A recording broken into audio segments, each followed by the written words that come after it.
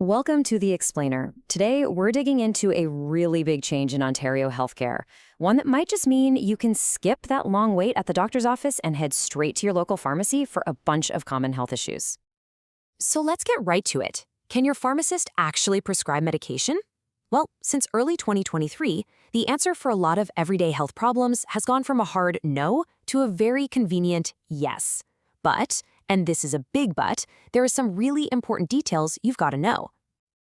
We've all been there, haven't we? You've got something simple, like pink eye or a nasty rash, but trying to get a quick doctor's appointment feels basically impossible. This whole new system, it's designed to tackle that exact problem head on. So the big idea here is to take some pressure off of those super crowded clinics and ERs.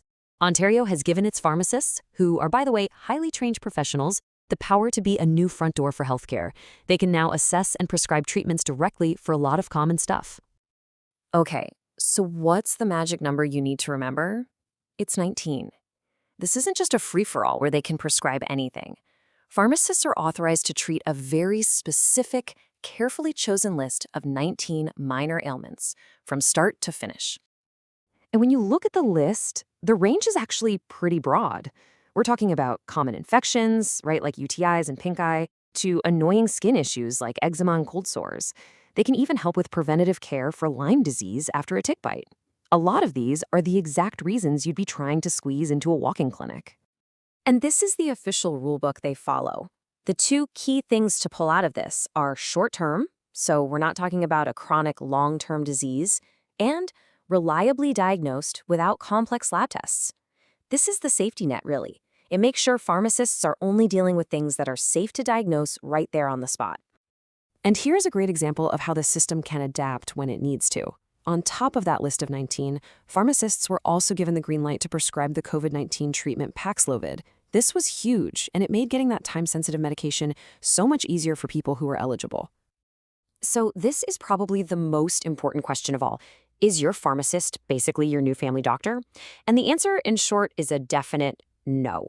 These new powers are a big deal, for sure, but understanding the limits is just as crucial to avoid getting confused or frustrated. Okay, so here's where we draw the line. Your pharmacist can absolutely help you with that sudden bout of acid reflux, but they can't start you on a new medication for a chronic condition, like high blood pressure. They can treat mild acne, but they can't prescribe narcotics. And as we're about to see, there's a huge category they can't touch: most travel medications. This quote really hits the nail on the head. It gets to the biggest area of confusion out there. People hear pharmacists can prescribe, and it's totally natural to think that covers everything, including what you need for that big trip abroad. But turns out, that's not the case. And this misunderstanding creates what we're calling the travel medicine gap. It's that frustrating space between what you think your pharmacy can do and what the law actually allows them to do.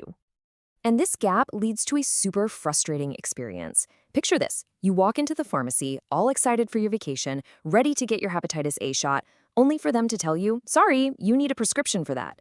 So then you're stuck, scrambling to find a last-minute doctor's appointment. It just adds a ton of stress you really don't need. Right, so if the pharmacist can give the shot, but can't write the prescription for it, how do you connect those two dots? Well, thankfully, there's a much more modern, streamlined way to solve this exact problem. And here it is. The new way forward is so much simpler. Instead of running all over town, you can just connect with a doctor online, get the prescription sent digitally, and then you make one single convenient trip to your pharmacy to pick everything up and get your injection. So here's the breakdown of how it works. There are these virtual services designed specifically for travel medicine. They connect you with a doctor for a consultation online. That doctor can then prescribe exactly what you need, whether it's malaria pills like Malarone or a vaccine like Twinrix, and they zap that prescription straight to your local pharmacy. It just makes the whole pre-travel prep totally seamless.